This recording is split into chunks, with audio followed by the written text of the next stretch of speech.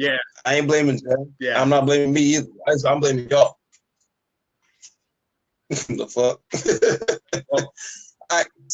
So I'm going with my other cheat code. If people that don't know me, Anderson .Paak is my favorite. That's my artist. That's my favorite artiste. That's my guy. He does.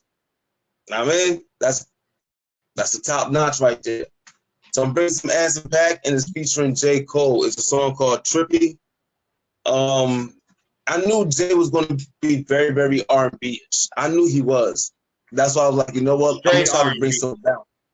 Yeah, that's why I was like, let me try to bring some bounce with a little hip hop. So got some Anderson .Paak featuring J. Cole. J. Cole versus Dope. And for the niggas that's ever been through the shit that J. Cole is saying,